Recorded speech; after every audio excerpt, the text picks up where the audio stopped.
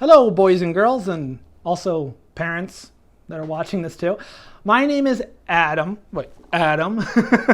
And I own Uncharted Wild. I do educational animal programs for kids and other age groups, whether you're in college or elementary school. I do birthday parties, fairs, festivals, wherever. Basically, anyone that wants to learn about really cool animals, I take my animals to, and I teach people about these animals. Now, I have a whole bunch of different types of animals, from animals that live in water, animals that live on land, live in trees. I have bugs and spiders, snakes, lizards, turtles. I have mammals. I have a bird. I have all these different crazy animals. And today we are going to learn about some of my coolest animals. Now, obviously, since I'm not there in person like I'm normally doing, we're not going to be able to touch these animals, but I'm going to have you guys learn about these animals, and we're going to show you some really cool footage, and I'm going to teach you about some animals that I don't really bring to programs very often. So you guys are actually going to get to see things that the public doesn't really get to see, because we're doing this in my living room, and I'm sure you guys are watching this either from your living room or bedroom or something like that too. So we are going to learn about some really cool animals today. And to start off, we're going to talk about an animal that never comes out of the water. Now, this animal is going to be hard for you guys to see, but don't worry, I'll make sure you get a good look at it. We're going to use a lot of B-roll footage. So you guys are going to be looking at what is called an axolotl.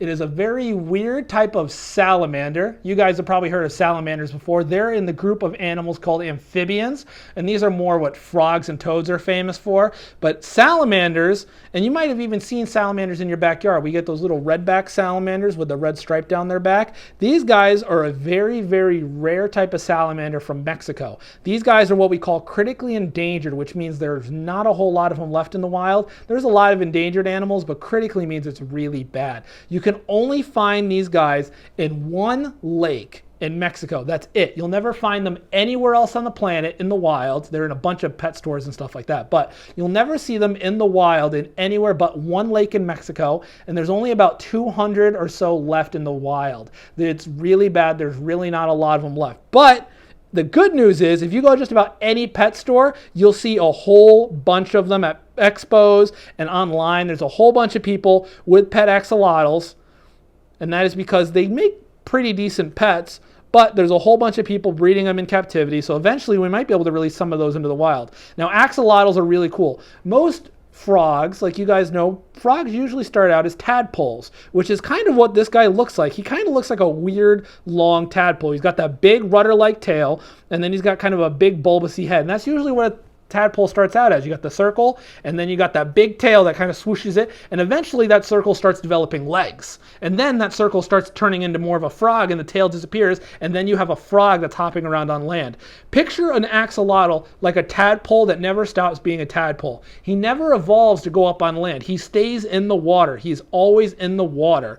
Now, if you look right next to his head, he's got those weird kind of frilly fingery things. Those are gills. He uses those to breathe in the water, and it's got those frilly things because those help add to it. It helps him breathe, and he also breathes through his skin. Amphibians like frogs and toads, even when I go to shows, kids aren't allowed to touch those because frogs breathe through their skin. Their skin actually is covered in millions of little holes that they breathe through, and in those holes, what these guys do is they'll breathe through them. They absorb oxygen from the water that they're in. So I usually don't let kids touch the frogs and the amphibians anyways, but you definitely can't touch this one because he lives in the water. So he actually has lungs too, so he can breathe using his gills or his lungs. Another cool thing about axolotls are a lot of people know that a lot of lizards can grow back their tails. If a predator scares some types of lizards like geckos, they can drop their tail back and they'll grow a new one. Axolotls can do that, but times 100. Axolotls don't just grow back their tail. They can actually grow back whole arms. They can grow back fingers. They've even been found to grow back part of their head, part of their brain. They can grow back organs like stomach and liver. They can regenerate almost all of their body. So say if a predator comes and chomps, boom, they're missing a leg, they can actually grow that entire leg back right down to the fingertips. They have a crazy, crazy regeneration power. They're like a weird superhero. A lot of you guys might have heard of cancer. It's a very serious illness that a lot of people can get, and it's very dangerous. Axolotls, they found, are 1,000, 1 and 3 zeros, 1,000 times more resistant to cancer than humans are. So now we are actually studying these guys. We are using axolotls in medical research to help them find a cure for cancer, because for some reason axolotls just have an insane immunity to cancer. They are a very, very cool little amphibian. And these guys, they mostly eat earthworms or other little bugs and things they find moving around on the bottom of the lake that they live in. I feed my guy earthworms. He gets earthworms every other day. His name is Mushu, and I actually have another one named Mudkip. And if any of you have ever seen the movie How to Train Your Dragon, the main dragon Toothless, you know, that cute little black one that's got a wide head and he's got those like little things on the side. If you remember, that looks kind of close to an axolotl, because when they designed Toothless, when they created Toothless for the movie, they actually took inspiration from axolotls. They used axolotls to help create the dragon Toothless. So it's kind of like a weird axolotl dragon. But yeah, so that is the amphibian. Oh, don't splash water at me. So they're cold-blooded, just like reptiles. We're going to talk about more what that means with the next animal, but they are cold-blooded, and they are a very, very cool animal. They are not covered in scales. Remember, reptiles are covered in scales. Amphibians, they have this weird, wet, slimy skin. Newts, salamanders, frogs, they all breathe through their skin, and they are a very, very cool animal. Now we're going to talk about reptiles, and what I have with me today are one of the strangest types of reptiles out there. These are a type of tortoise. And now, usually when you picture a tortoise, you're picturing like a big dome shell, something like a big Galapagos giant tortoise. You're not usually picturing something like this. This is one of the smallest tortoise species on the planet, and this is called a pancake tortoise. And they get their name because they essentially look like a smashed pancake version of a tortoise. They are smushed. They don't have a big dome shell. They usually have this very, very flat shell. Now, she wasn't taken care of properly, so she has some pyramiding right here. And pyramiding is basically when the individual parts of the shell grow faster than the whole shell. So normally this shell is supposed to be nice and flat, kind of closer to what this guy has, but she's got some pretty bad pyramiding, and that just comes from bad care, because when I got these guys, they were already 15 years old. Now that sounds old for most animals. A 15-year-old dog is very, very old. But a 15-year-old tortoise is really not that old. Some tortoises can live to be 150 or over 200 years old. Pancake tortoises here can live to be 70, so they're still very young, but the damage has kind of already been done with their shell, because this shell is made out of bone. They cannot take this shell off. Their backbone, their ribs, they're all connected to the inside of this shell, so they can't take it off. So the damage has kind of already been done, but it doesn't hurt or anything. It just means she looks kind of a little wonky on her shell. Now this is Blueberry, and this is Waffles. And these are two of my pancake tortoises. I have 3 pancake tortoises in general.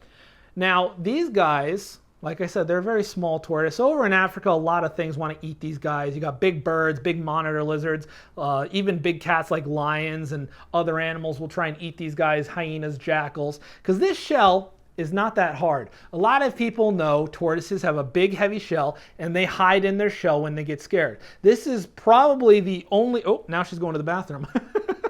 This is probably the only tortoise on the planet that does not hide in its shell for protection. What this tortoise does is run away. Now, most people know tortoises not really that fast of runners.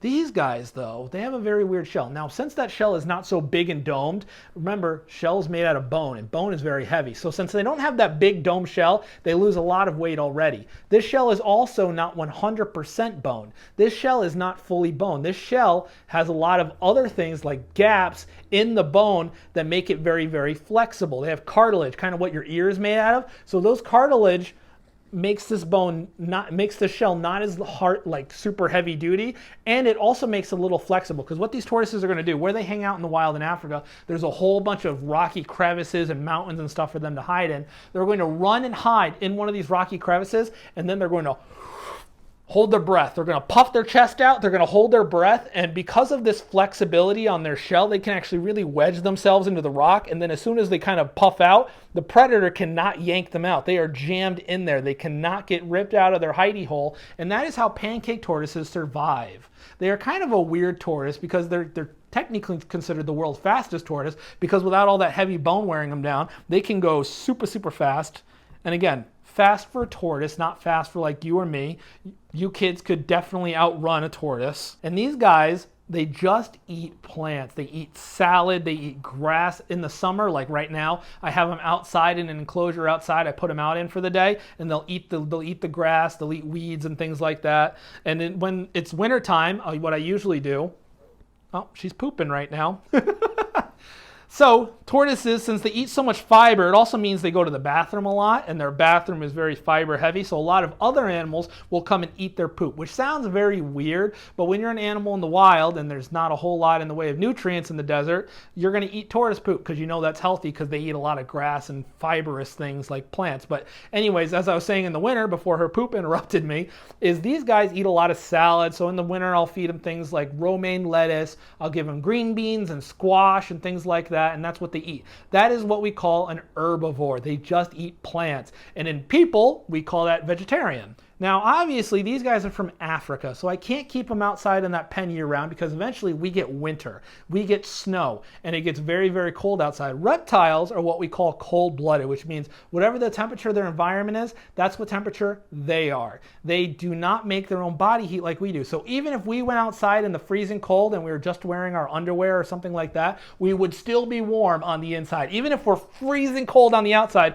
we're still warm on the inside. These guys, though, I put them out in the winter, not happy. I put a tortoise out in the summer, very happy. I put a tortoise out in the winter. Turtle popsicle does not survive, freezes to death. So, reptiles do not like the cold. All of our reptiles around here, when it starts getting really cold, they go underground, they hibernate. These guys, obviously, since they're from Africa, they don't really know what snow is. So they would not survive if they escaped outside or if a person had tortoises. And I actually got a tortoise this way. Someone didn't want it anymore, so they just let it go and someone else found it. And they noticed it's not a tortoise a turtle that we don't have tortoises here in New York, but they realized it was not a turtle that you see in New York State. So they called someone and they called me and I went and picked it up. So if you ever have a pet reptile you don't want anymore, never let it go into the wild. You don't want to do that. You always want to find someone else to take it. Now we're going to talk about everyone's favorite group of reptiles, and the favorite's a little sarcastic. We're going to talk about snakes. Now this is probably my friendliest snake that I have. This is Hazel. She is a Cape Gopher snake. Now of all 70 plus animals that I have, she was my first ever reptile rescue. So I got her from a family in Massachusetts that the mom just kind of lost interest and the kids lost interest. Her mom didn't really want to take care of it because the kids didn't want it anymore really, so it came to live with me. Now Hazel is kind of old for a snake. Snakes don't live as long as tortoises. Snakes only live to be about 20 to 25 years old for most species, and right now Hazel is about 11, 12 maybe, so she's kind of almost a middle-aged snake, so she's a little bit up there, especially compared to a lot of my other snakes, which are still year, 2 years, they're very young. Now Hazel is called a Cape Gopher snake, and gopher snakes are found basically all across the United States, but they usually get very big. Gopher snakes usually get like 7 to 8 feet long, and this is the biggest she's going to get. She is one of the smallest species of gopher snake, and you only find her in one area. She's found in the deserts of the Baja Peninsula, which is a big peninsula right below California and Mexico. And that is where you will find these guys. It's the only place. Now, most bull snakes, gopher snakes, pine snakes, which are all in the same kind of grouping of snakes, they're all close cousins with each other. They're all usually browns and blacks and grays. They're usually very kind of boring colors because they want to camouflage. Hazel, on the other hand, is a very, very bright red and orange, a very bright black and yellow and orange. She's got a whole bunch of different colors. And if you notice, towards the end of her body, her colors actually change. Now, she's not like a chameleon that can change colors. She's always this color. But if you look, the back third is black and yellow, whereas the front half is more red, orange, and yellow. So what she's going to do, because she's obviously not a very scary snake. She doesn't have big fangs. Only venomous snakes have fangs. She doesn't even have that big of teeth. She's in the group of snakes called colubrids, which is actually the largest groups of snakes on the planet. And this is where you get a lot of common snakes, like garter snakes, milk snakes, king snakes, corn snakes. A lot of snakes you see at pet stores, and especially in our yards around here, water snakes are another one.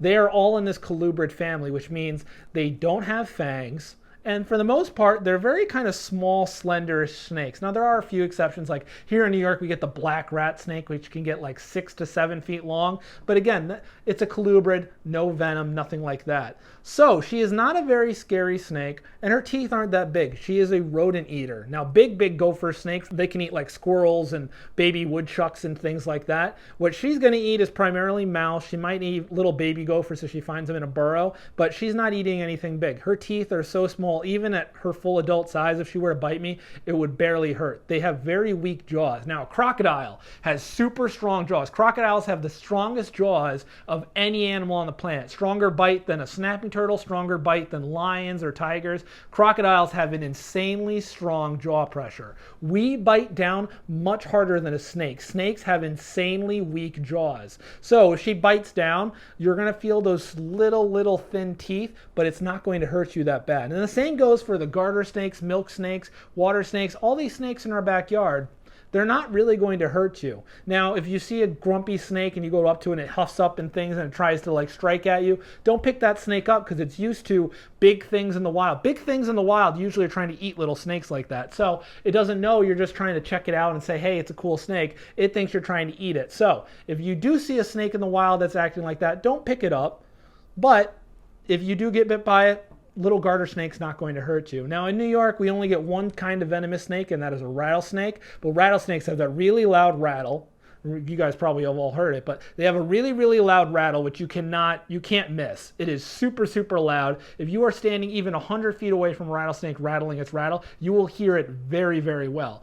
Now, they also only live in the very high mountains of the Adirondacks and the Catskills, so down here, you're really not going to see them. And by down here, I mean kind of, we're not as high up as mountains are. We are much lower, but here in the capital region, you don't really get rattlesnakes. You might get one random one every once in a while, but again, they have a very loud tail, and they're a very big snake, so they're very hard to mistake with a garter snake. But back to the gopher snake, it doesn't have a good way to defend itself. It doesn't have a rattle. It doesn't have like a hood like a cobra. It doesn't have venom. So its best way to defend itself is to curl up, and it looks like multiple snakes. When it curls up like this, predators are going to confuse it, and they're going to think, hey, it's a bunch of snakes and not just one snake. Because a predator doesn't really want to work that hard. If a predator can get away with only attacking one snake rather than having to fight a bunch of them, it's going to go for the one snake. But you have a gopher snake all curled up like this, and it looks like a couple different snakes. And I've actually tricked people at programs when I do shows and I have the tanks on display with the snakes in it for people to come up and look at. She's been curled up in the corner and people ask me how many snakes are in the tank, and they got tricked by the snake. Because her main predator in the desert where she's from are hawks, and hawks have super good vision. If you take a hawk and you put it on one end of a football field and you put a newspaper on the other end, the hawk can read the newspaper. That is how good they can see. Now, if you see a snake in your yard, you don't want to kill it, because snakes, like this one, very good rodent control.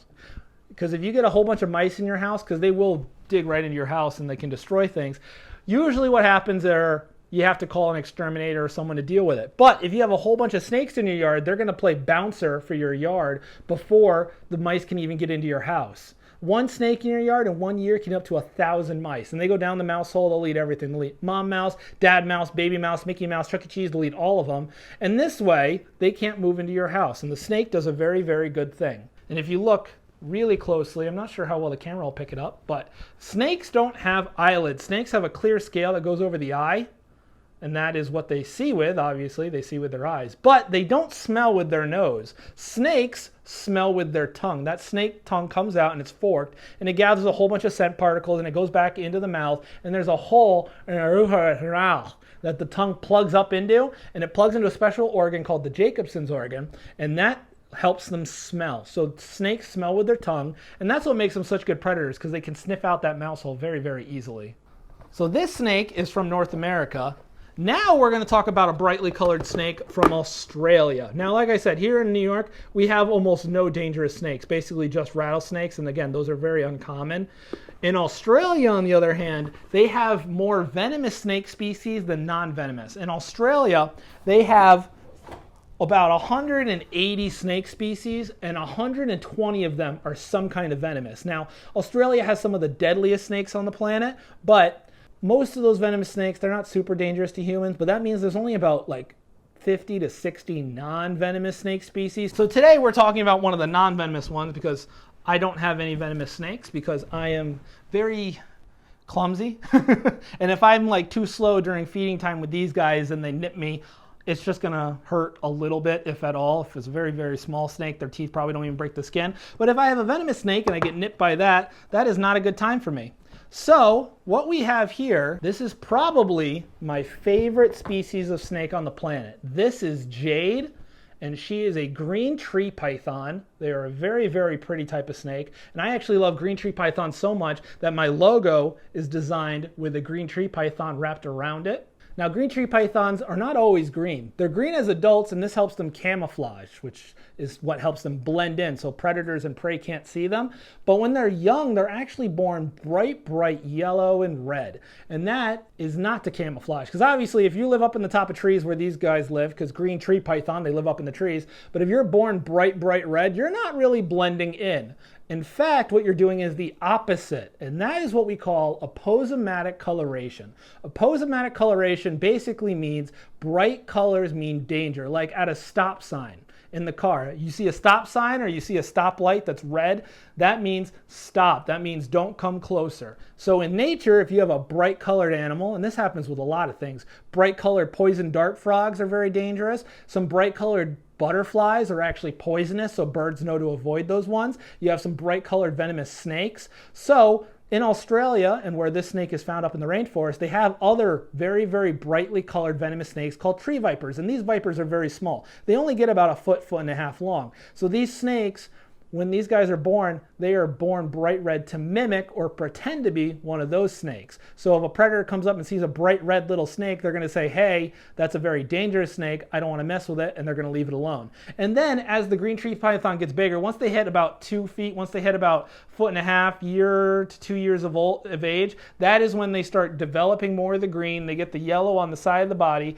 They get a bright white belly, and they become this very pretty green coloration. Now, Jade actually has some blue in her patterning as well, and that's very uncommon. You see that with certain snakes, but it's kind of rare for green tree pythons. And she is a python, so just like Hazel, just about all my snakes are what we call constrictors because they're not venomous. They don't have venom to kill their food. So these guys are pythons, so they're going to bite their prey, they're going to wrap around it, they're going to squeeze it, give it the biggest hug of its life, and then they're going to swallow it down whole. Snakes don't chew their food, so if they eat a rat, or if you've ever seen a giant python eat like a deer, they swallow it down whole.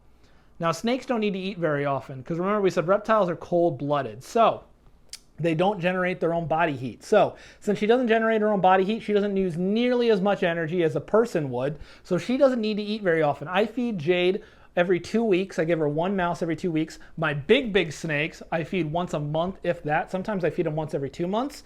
And they get a big rat, and that's all they need to eat because they don't move around a lot. And Jade, in her enclosure, she almost never moves. She sits curled up on the same branch. She really doesn't move because she doesn't really need to. Now, this snake is also very cool because she is very, very strong. She doesn't look like it, but she is a very muscular snake. A lot of people, when they picture muscular snakes, they picture huge things like green anacondas and giant snakes like that. She has enough muscle just in the last 3 inches of her tail to pull her entire body weight, let go, right back up. So I'm going to hold her like that. See? She can pull her entire body weight right back up, no problem. I'm going to do it one more time. See? Oh, she's going to hang out there. But you can see how strong she is. She can support her entire body just by the last 3 inches of her tail. She really doesn't need much. And that is because she is super muscular. She's very slim muscular, though. And because she's arboreal, she spends her entire life up in the trees. She rarely comes to the ground. So she's used to always going around trees, always kind of hanging out on very kind of slim, delicate branches that might break. So she's always going to use that tail to hold on to something sturdy. So that way, if the branches she's on breaks, that way she doesn't fall all the way to the ground. She's very, very friendly. You see, she's not going to bite me at all. In fact, she's backing up because she's like, Dad, why are you shoving your hand in my face? See? She does not like her face being touched, and I don't blame her, but she is not going to hurt me.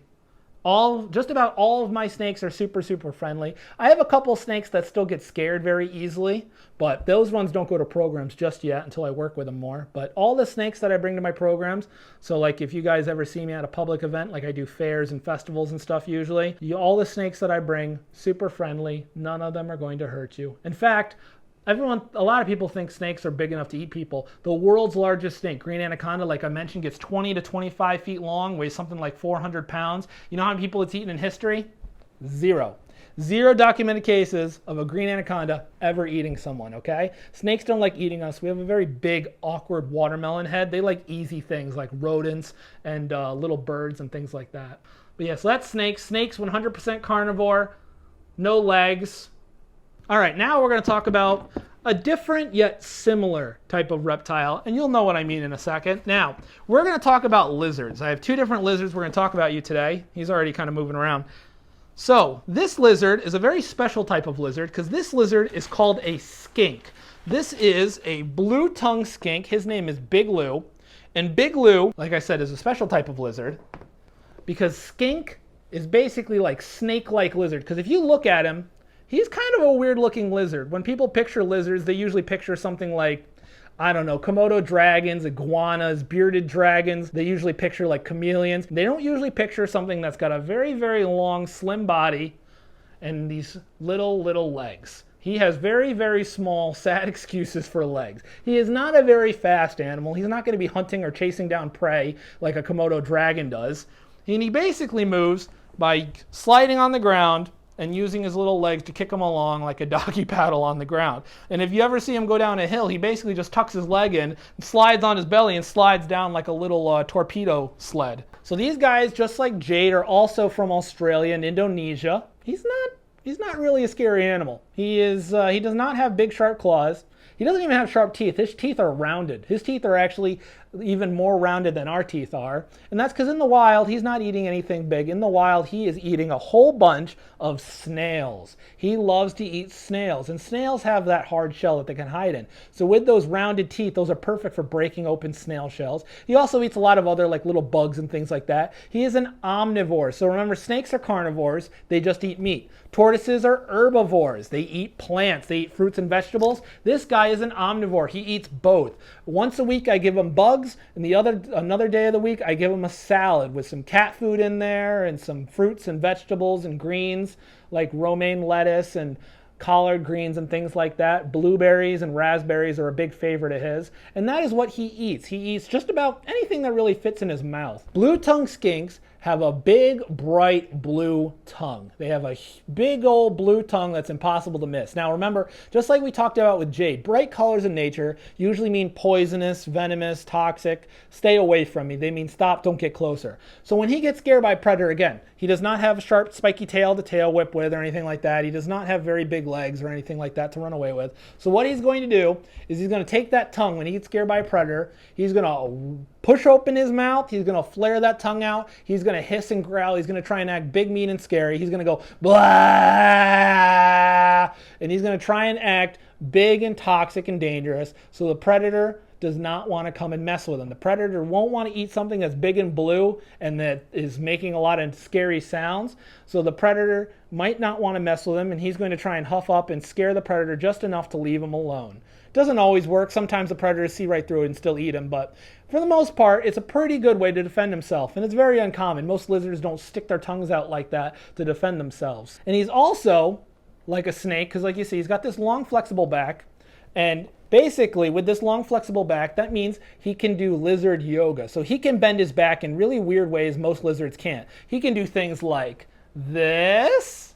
He can do things like this. He could do the worm. And it doesn't hurt him. None of this hurts him because his back is designed to do that. Because if you look, his legs, again, very low to the ground. He basically sits on the ground when he runs away. So with that flexible back, that means he can get up and over and under things very, very easily. Now lizards, another thing different than snakes, they have eyelids, they can blink. And if you look right there, you see that giant hole on the side of his head? That is his ear hole. He can actually listen. He has an ear hole. He has an external ear hole that he can listen with. Now snakes have ears too, but they have an inner ear. They don't have an external ear hole. So lizard's hearing is much, much better than snake hearing. And if you look through it, you can't see his brain, but you can kind of see light coming through.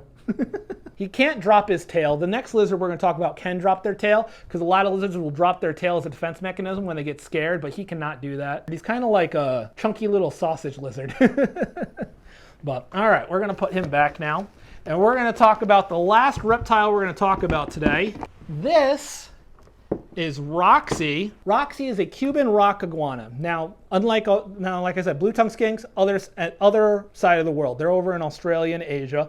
These guys, though, you'll find these right down below Florida on the big island of Cuba, and there's a whole bunch of close cousins of these guys that live on all the Caribbean islands.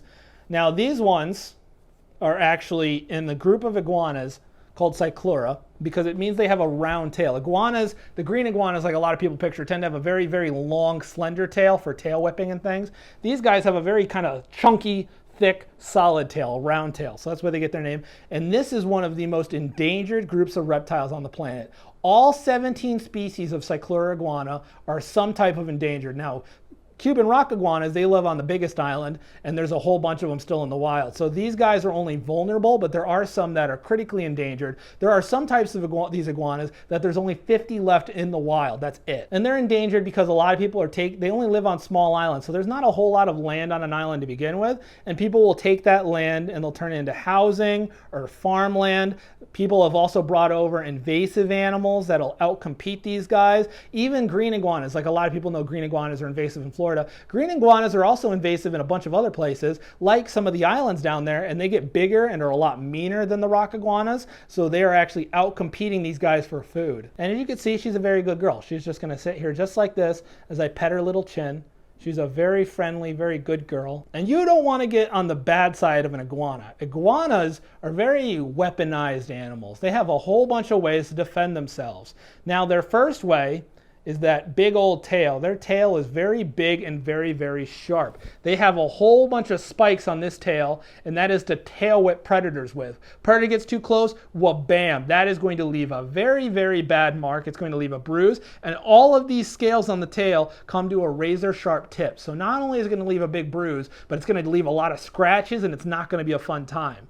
Now, if the predator tries to pick them up forcefully, iguanas also have very, very, very sharp claws. Iguanas have super sharp claws. Now, those are usually for gripping bark to trees to climb or for digging. They don't usually slash with them, but if a predator goes to pick them up, they're going to get a whole bunch of scratches. The last way to defend themselves are these teeth in the mouth. Their teeth are super, super sharp. Iguana teeth are sharper than snake teeth. They're sharper than crocodile teeth. And they actually have a really strong jaw for the size of their head. Iguanas can have a really nasty bite. Now, those teeth are serrated on both sides. They have super sharp teeth.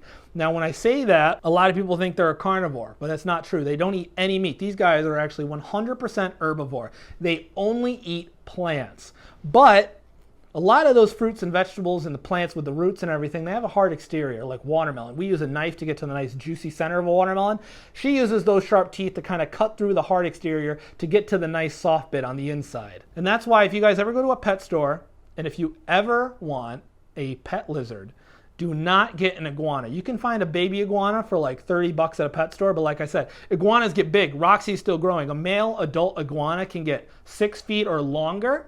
And like I said, they get very big head full of very sharp teeth. They can do a lot of damage. And iguanas aren't always this friendly. I've handled Roxy a lot to get her this friendly, but there are many iguanas that never want to do anything with people. They are very not friendly. So if you guys ever want to get a pet lizard, do not get an iguana. You want to get something like a gecko or a bearded dragon that's a lot smaller and easier to manage, because iguanas also live a super, super long time. Iguanas can live 50 to 60 years, whereas most lizards like bearded dragons and geckos are like 10 to 20 years. They're not nearly as long as iguanas do. Iguanas are some of the longest lived reptiles on the planet. And she kind of looks like a little dinosaur, don't you? Yeah, you kind of look like a living dinosaur.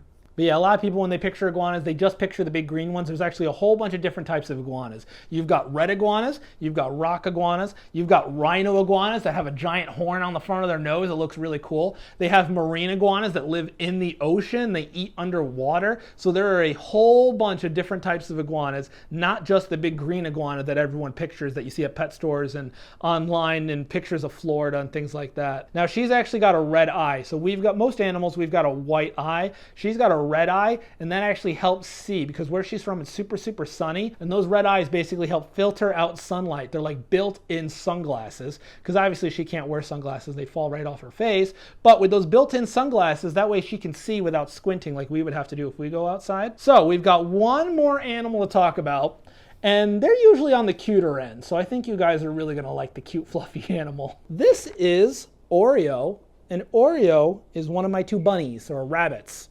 Now rabbits, very common animal. I'm sure a lot of you have probably seen them bouncing around wild in your yards, or some of you might even have pet rabbits.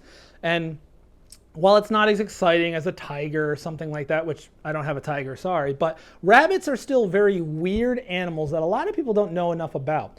Now rabbits, they're kind of known for having those big legs that they can jump with. These guys can actually jump 4 feet straight in the air. They have very strong back legs, and they can also use those legs to kick. They kick predators with those legs, and it is a very painful time. Now Oreo here is obviously a domestic rabbit. This is not a rabbit I took out of the wild. I got Oreo and his sister Peanut Butter from someone that they actually had a bunch of babies in their barn that they kept the babies in, caught on fire, and they had to quickly, once the fire was put out, they had to kind of quickly rehome the bunnies because they had kind of more important things to worry about. So I went up and I took Oreo and Peanut Butter, and originally I was only planning on keeping one, but they were both so cute I decided to keep both. Oreo is my big boy. Oreo is much bigger than his sister. And he's what we call, he's a lion head rabbit, or at least half of a lion head rabbit, because he has this kind of little floofy frill thing around his head right here. Now on a lion head rabbit, normally that's going to be much more pronounced. It kind of looks almost like a lion's mane. Now unfortunately, cute animals in nature usually means they're very easy for predators to hunt and eat. Cute animals are usually prey animals. So they have these big ears, and I apologize if you hear that whistling in the background. That is my parrot, who is jealous that the attention is not on her right now. But she's got these big old ears, and with these big ears, those help her hear things. She can hear super well. If a pin dropped 30 feet away, she'd be able to hear that. If it was like on solid ground, she'd be able to hear that. She has insanely good hearing because so many animals are after rabbits to eat them. Here in New York, we have coyotes, we have big birds of prey like hawks and owls. We have a bunch of animals that want to eat rabbits. Rabbits also have really good vision. Rabbits have really good eyesight, and they have only 2 blind spots. They have a blind spot directly in front of their nose, and they have a blind spot directly behind their head. They can see almost all the way around both sides of their body, and that's because, like I said multiple times, they have a lot of predators. So this way they can see animals coming from multiple angles. If a hawk is trying up here to fly down at them, they see that, they run away because rabbits are really fast. Now, if you guys are ever walking in the woods and you find a bunch of little baby bunnies and they're just kind of there by themselves, leave the baby bunnies alone. You want to leave those baby bunnies alone, because what mom does during the day, she's going to go out and she's going to get a bunch of food. She's going to leave the babies behind. She's going to leave the babies safe in the nest, and that way predators won't be able to track her and find the babies or anything like that. She can go out, get food, she comes back at night, and that's when she feeds the babies. You want to leave baby bunnies alone, because a lot of people will find these baby bunnies thinking mom abandoned them, and that's not true. Mom specifically leaves them behind so that they don't get eaten while she's out looking for food. These guys, like hamsters and squirrels and rodents, they have 2 big teeth that they always need to chew on things to wear down. They always need to chew on hay or wood toys like I give them in captivity. They need to chew on things to wear those teeth down. In the wild, they're going to eat a lot of hays and grasses and weeds and things like that. In captivity, you give them salt blocks and wooden toys and all this other stuff for them to chew on. Now, if those teeth don't get chewed down, those teeth will actually start growing and curling up back into their head, which can be very bad. They won't be able to eat that way, and it can cause a lot of damage, and it can eventually cause the bunny to die. So if you ever get a pet bunny, you always want to make sure you have plenty of stuff for them to chew on. So in captivity, I give them a lot of pelleted food and also Timothy hay, but they also eat their own poop. That's something a lot of people don't know about bunnies. They eat their own poop. Now, it sounds weird, but they do it for a specific reason. They have 2 different kinds of poop. They have the poop that they leave alone, and they have the poop that they eat. The first type they poop out, it's a special type of poop that they're going to eat again. Because the food that they eat, the hays and stuff, it's not very nutrient rich. They have to eat a lot of food to get some nutrients out of it. So what they're going to do is when they eat that poop, they're going to redigest it, and they're going to get even more nutrients out of it. And then when they poop it out the second time, then it's just kind of like a little pebble-like poop that they leave alone. They don't eat that kind. But they basically put the food through their digestive system twice, and they do that to get even more nutrients and vitamins out of the food than if they just did it once. So yeah, rabbits eat poop. So that's Oreo. And that's all the animals we're going to talk about today. Hopefully you guys learned a lot of stuff and had some fun watching the animal video. If you guys want to learn even more about animals, I do have a YouTube channel. If you just search Uncharted Wild on YouTube, I have something like 24 animal videos, and I talk about some big snakes and big lizards and hedgehogs and chinchillas and a bunch of other animals, because I have 70 animals, so there was no way I was going to be able to talk about all of those animals in this video for you folks today. So make sure you go on there and you check out the YouTube channel if you want to learn even more about animals. I also have a Facebook page where I post photos and videos of all the different animals I have. It's just Uncharted Wild on Facebook, and you can watch some photos and videos of like the parrot who won't stop making noise in the background. Or you can watch more videos of the bunnies or the axolotls or really anything else. So hopefully you guys had fun. Hopefully you remember, if you see a snake in your yard, you don't need to be scared of it. If you see baby bunnies in your yard, leave them alone. If you really see just about any wildlife, you kind of want to leave it alone. So so hopefully you guys had fun and learned. And thank you guys for watching.